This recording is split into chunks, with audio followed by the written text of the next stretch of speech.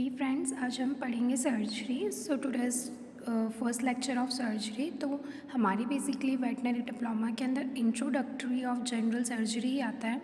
तो first we study about that. So सबसे पहली बात है कि जो फादर ऑफ सर्जरी है वो सुश्रुता है। और डेफिनेशन अपन इसकी बात करें तो इसका ओरिजिन हुआ है शेर के यहाँ से। मीन्स शेर मीन्स हैंड और एर्गन मीन्स वर्क। सो हैंड से जो भी वर्क हो रहा है उसको अपन सर्जरी कहते हैं। So, medical treatment in which body part is cut and open so that part of it can be removed and repaired. So, it is basically means कि जब अपन कोई भी medical treatment कर रहे हैं body के अंदर तो cut open और उसको अपन apart कर रहे हैं, remove कर रहे हैं main body part से और repair कर रहे हैं, वो सारी चीज़ें involve होती है सर्जरी में। अब हम सर्जरी का क्लासिफिकेशन देखेंगे।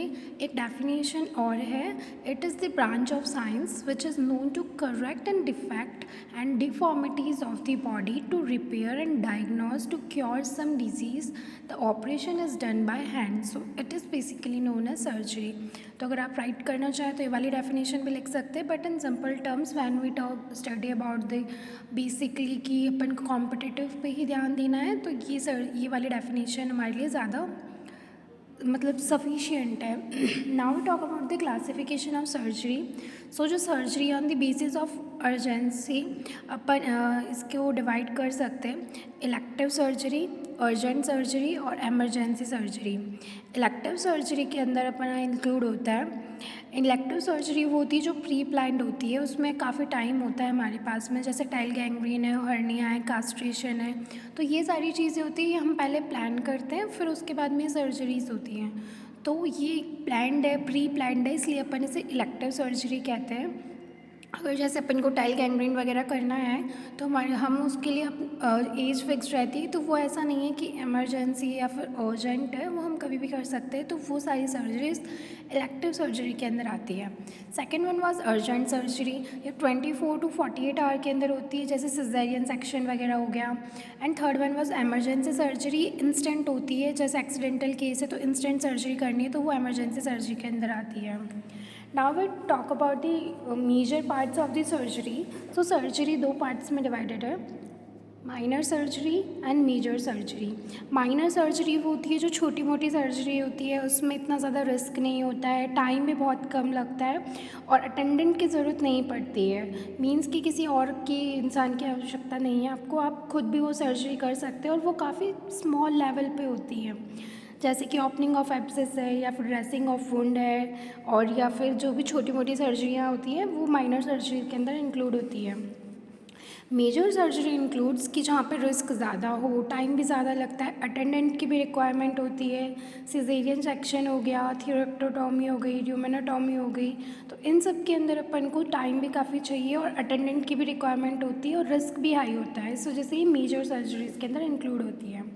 On the basis of purpose ये अपने पास में डिवाइडेड है सर्जरी। सो फर्स्ट है डायग्नोस या फिर एक्सटारपेटिव सर्जरी। तो सर्जरी फॉर डायग्नोसिस, जैसे बायोप्सी है, एंडोस्कोपी है, मीन्स अपन कुछ डायग्नोस करने के लिए जब कोई सर्जरी कर रहे हैं तो वो अपनी कहलाती है डायग्नोस और extirpative surgery. Second one was cosmetic surgery, to make animal attractive, ताकि वो एनिमल बहुत ज़्यादा अपन को सुंदर लगे, या फिर सिर्फ उसका अट्रैक्शन, या फिर वो सारी चीज़ों के लिए जो भी सर्जरी होती है, means it's totally related to cosmetics, so it's includes in cosmetic surgery. Example है डॉकिंग इन डॉग्स, डॉग्स के अंदर डॉकिंग वगैरह होती है तो वो सारी कॉस्मेटिक सर्जरीज के अंदर आती है। Third one was ablative surgery, to remove injective और damage part like liver cirrhosis है, cut out and remove fibrosis part like tail gangrene. So ablative surgery होता है किसी भी इंजर्ड या फिर डैमेज पार्ट को बॉडी से रिमूव कर देना। लिवर सिरोसिस होता है, उसमें लिवर को रिमूव कर देते हैं, cut out and remove and fibrosis part, तो लिवर का जो भी अपना ये पार्ट रहता है उसको अपन रिमूव कर देते हैं। टेल गैंग्रीन है, अगर टेल है वो सड़ चुकी है और मतलब उसके अंदर वुंड वगैरह हो गए हैं तो वो अपन को उसको जब कट कर देंगे तो वो कहलाती है ablative surgery. Now we come to the next part. So third one was constructive surgery. Constructive surgeries वो होती है जो कि कंजेनाइटल डिजीज़ होते हैं, to make normal functioning like atresia ani और क्लेफ्ट पैलेट।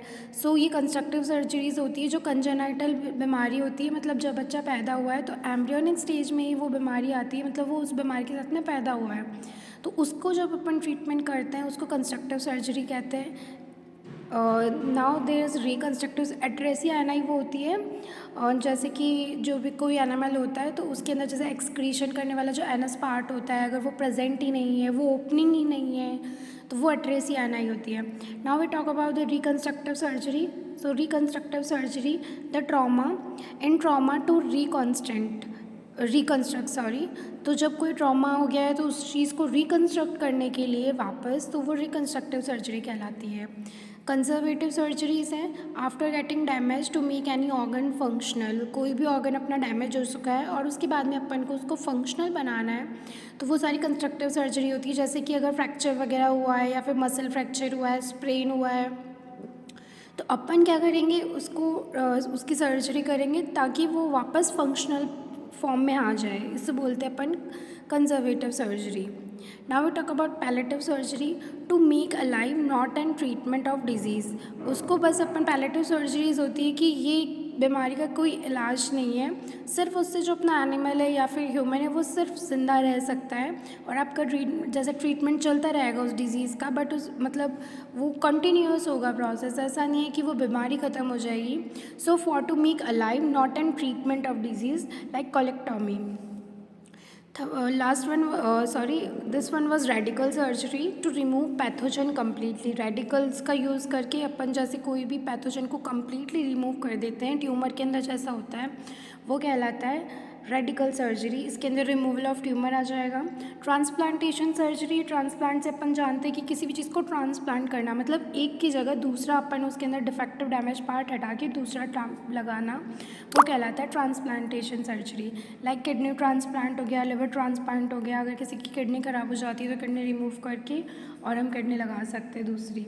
बट ये है कि ये जितनी भी अपन ने सर्जरीज पढ़ी है इसमें बेसिकली ये जो सर्जरीज़ हैं ये एनिमल्स के केसेस में कम ही यूज़ आती है। जैसे ट्रांसप्लांटेशन सर्जरी है तो वो बहुत मेजर होता है, वो इतना बड़ा एनिमल है तो वो इतनी मेजर सर्जरी आपकी पॉसिबल नहीं है, सो इतना नहीं होता है इसके अंदर। Now we talk about this next part. During surgery mainly 3 steps are include: pain, infection और हेमोरेज। पेन हो रहा है तो पेन के लिए अपन एनेस्थीसिया देंगे, इन्फेक्शन होगा तो उसके लिए अपन को एसेप्टिक सर्जरी या फिर पूरा स्टेरलाइज उसको करना पड़ेगा, और haemorrhage means ligation, means blood flow अगर हो रहा है तो उसके लिए अपन को लाइगेशन करना पड़ेगा, मीन्स लाइगेट करना पड़ेगा जो भी बड़ी बड़ी अपनी आर्टरी या वेन्स है उनको।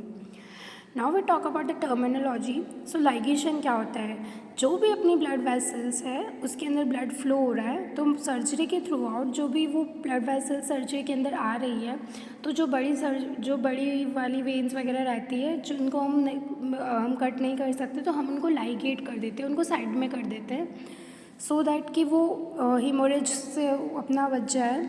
नॉट बेस्ट एक नोट है, best method for haemorrhage is ligation. Haemorrhage का बेस्ट मेथड लाइगेशन है।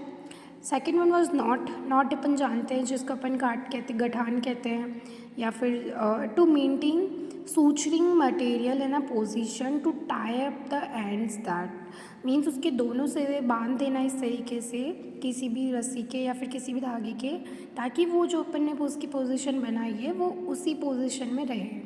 Third one was castration in male for to resist breeding.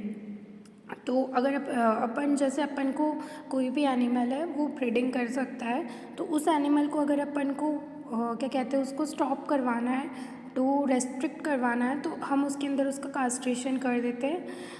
Fourth one was स्पेइंग है, ओवरी रिमूव्ड हो जाएगी, ओवेक्टोटॉमी जैसे अपन बोलते हैं, तो ओवरी फीमेल्स के अंदर ओवरी रिमूव कर देंगे, उसे स्पेइंग कहेंगे। और नेक्स्ट वन वॉज है हिस्टेरेक्टोटॉमी। तो हिस्टेरेक्टोटॉमी के अंदर आता है कि यूटेरस को जब अपन रिमूव करते हैं उसको अपन कहते हैं हिस्टेरेक्टोटॉमी। सिस्टोटॉमी है, यूरिनरी ब्लैडर जब ओपन हो जाता है उसे सिस्टोटॉमी कहते हैं। सिस्टिकटॉमी ये होता है कि to cut and remove urinary bladder, so there is a difference. कि ओपनिंग ऑफ यूरिनरी ब्लैडर तो कहलाता है cystotomy, where cut and remove, पूरा जब अपन यूरिनरी ब्लैडर कट करके रिमूव कर देंगे उसे सिस्टेकोटॉमी कहता है। जहाँ पे भी टेकोटॉमी मतलब टॉमी आ जाता है मीन्स मतलब अपन उसको कट कर रहे हैं या रिमूव कर रहे हैं।